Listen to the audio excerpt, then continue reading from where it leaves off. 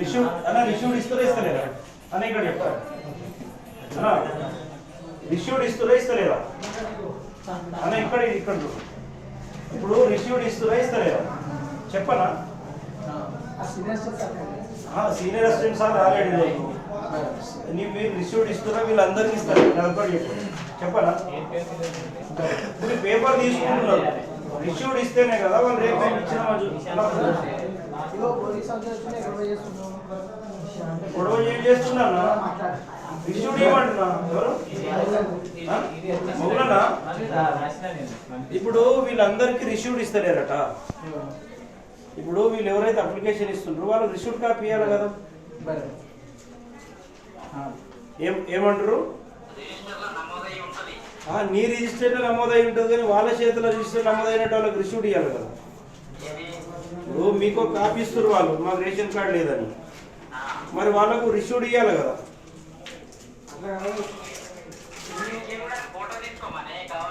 అరే అట్లా కాదు ప్రజాపాలనలా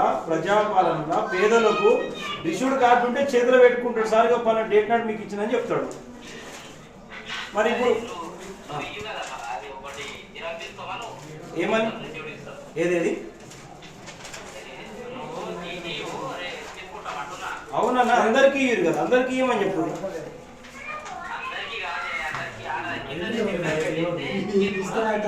నాకు కాదు ఒక్కరికి ఇప్పుడు వచ్చిన 50 మంది ఉన్నారు వాళ్ళకి అందరికి కూడా రిష్యూడ్ కాపిస్తే రేపు మనం ఇచ్చినామో చూపించుకోవడానికి వస్తుంది అట్లా నమోదు ఉంది కానీ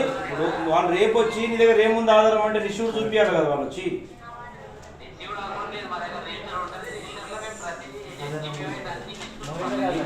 మీరు రాసుకుంటారన్నా నిన్న కూడా గ్రామ సభలో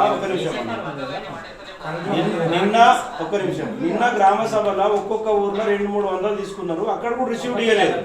రేపు ఒకవేళ వాళ్ళు ఇచ్చింది ఒకవేళ మిస్ అయింది అనుకో ఎవరికి అడగాలి తీసుకొస్తారు అన్న మేము దానికి తప్పు పట్టట్లేదు ఇప్పుడు గ్రామ సభలో కానీ అవును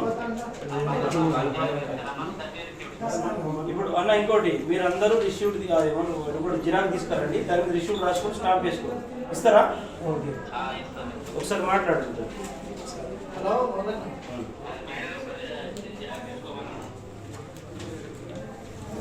ఇస్తారన్నా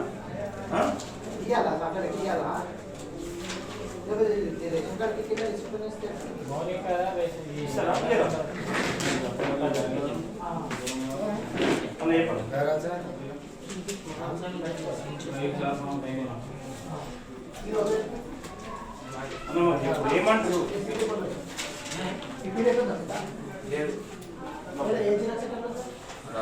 అన్న ఏమంటారు ఏమంటారు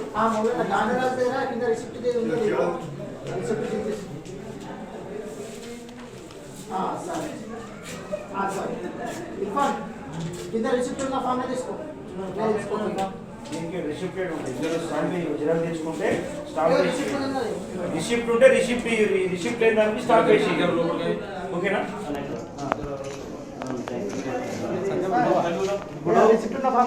రిసిప్ట్ ఫామ్ తీసుకో లేని వాటికి స్టాంప్ వేయండి ఏ ఫామ్ అందరికి ఇయ్యేదన్నా గరీబ్ వాళ్ళకు నాకంటే అడిగిన వాళ్ళకి ఇస్తాను ఎట్లయితుంది న్యాయం కాదు అని అందరు రిసీవ్ తీసుకోరు ప్రతి ఒక్కరు కూడా రిసీవ్ పెట్టుకుంటే రేపు మేము ఇచ్చినామని చూపించుకోవడానికి ముఖ్యంగా ప్రజాపాలనలో నిన్న ఏదైతే ఏమంటారు గ్రామ సభలు చేసిందో